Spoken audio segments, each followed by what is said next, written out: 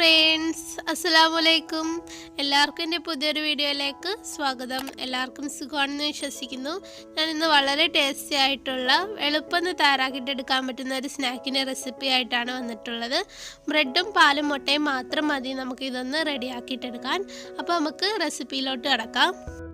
അപ്പോൾ ആദ്യം തന്നെ നമുക്ക് ഈ ടേസ്റ്റി ആയിട്ടുള്ള സ്നാക്ക് തയ്യാറാക്കാൻ വേണ്ടിയിട്ട് ഈ മുട്ടയും പഞ്ചസാരയും പാലും ചേർത്തിട്ടുള്ള ഒരു മിക്സ് തയ്യാറാക്കിയിട്ടെടുക്കണം. അപ്പോൾ ആദ്യം നമുക്ക് ഈ പാത്രത്തിലേക്ക് 4 മുട്ട പൊട്ടിച്ചൊഴിക്കാം. അപ്പം ഞാൻ ആ പാത്രത്തിൽ 4 മുട്ട പൊട്ടിച്ചൊഴിച്ചിട്ടുണ്ട്.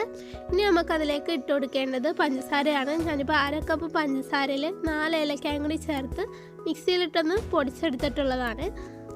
എൻ്റെ ഇപ്പം ഏലക്ക പൊടി ഇല്ലാത്തതുകൊണ്ടാണ് ഞാൻ ഈ പഞ്ചസാരയുടെ കൂട്ടത്തിൽ ഏലക്കായും കൂടി ഇട്ട് അടിച്ചത്. ഇപ്പോൾ നിങ്ങളുടെ കയ്യിൽ ഏലക്ക പൊടി ഉണ്ടെന്നുണ്ടെങ്കിൽ അത് ഇതിലേക്ക് ഡയറക്റ്റായിട്ട് ചേർത്ത് കൊടുത്താൽ മതി. അപ്പോൾ അവ രണ്ടൊന്ന് മിക്സ് ആക്കിയിട്ടുണ്ട്. ഇനി ഇതിലേക്ക് നമ്മൾ എടുത്തു വച്ചിരുന്ന 1/2 ലിറ്റർ പാല് ഒഴിച്ചു കൊടുക്കാം. നിങ്ങളിപ്പം കട്ടിപ്പാൽ തന്നെ ഈ 1/2 ലിറ്റർ എടുക്കണമെന്നില്ല. 1/2 കപ്പൊക്കെ വെള്ളം ചേർത്തിട്ടുള്ള പാലെടുത്താൽ മതി നമ്മുടെ ഈ സ്നാക്കിന് വേണ്ടിയിട്ടുള്ള ഈ മിക്സ് തയ്യാറാക്കാൻ വേണ്ടിയിട്ട്. ഇനി നമുക്ക് വേണ്ടത് 4 ചെറുപഴമാണ്. ഞാനിവിടെ പാളയംതൊടനാണ് എടുത്തിട്ടുള്ളത്. അപ്പോൾ ഞാൻ ഇതിൻ്റെ തൊലിയൊക്കെ ഒന്ന് മാറ്റി റൗണ്ടിൽ കട്ട് ചെയ്തെടുത്തിട്ടുണ്ട്. ഇനി അത് നമുക്കൊരു സൈഡിലേക്ക് മാറ്റി വയ്ക്കാം. അടുത്തന്നെ നമ്മുടെ ടേസ്റ്റി ആയിട്ടുള്ള സ്നാക്കിന് വേണ്ടിയിട്ട് എടുക്കേണ്ടത് ബ്രെഡാണ്. ഞാനിപ്പോൾ 5 ബ്രെഡാണ് എടുത്തിട്ടുള്ളത്. അപ്പോൾ നമുക്ക് സ്നാക്ക് റെഡിയാക്കാൻ തുടങ്ങാം. അപ്പോൾ ഇത് റെഡിയാക്കുന്ന ഞാനൊരു കേക്കിൻ്റെ മോൾഡിലാണ്. ഇപ്പോൾ നിങ്ങളുടെ കയ്യിൽ അലൂമിനിയത്തിൻ്റെ പാത്രം ഉണ്ടെങ്കിൽ അതിൽ വേണമെങ്കിലും നമ്മുടെ ഈ സ്നാക്ക് റെഡിയാക്കിയിട്ടെടുക്കാം. അപ്പം താഴ്ഭാഗത്ത് ഞാൻ ബ്രെഡ് കൊണ്ട് ഒന്ന് കവർ ചെയ്തെടുത്തിട്ടുണ്ട്.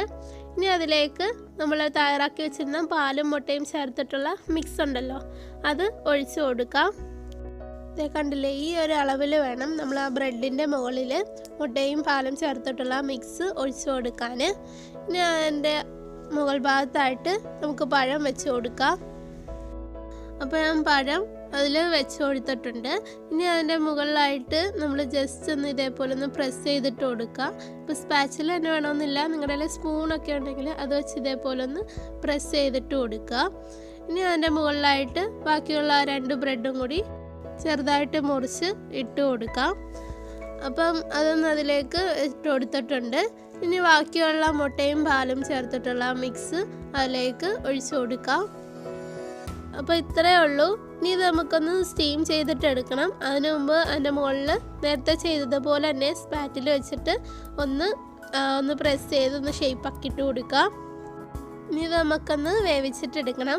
അപ്പോൾ ഞാൻ സ്റ്റീമറിൻ്റെ ആ പാത്രത്തിലേക്ക് വെച്ച് കൊടുക്കുകയാണ്. അപ്പം വെള്ളമൊക്കെ നല്ലപോലെ തിളച്ച് വന്നതിന് ശേഷം വേണം നമ്മുടെ ഈ സ്നാക്ക് അതിലേക്ക് വേവിക്കാൻ വേണ്ടി വെക്കേണ്ടത്.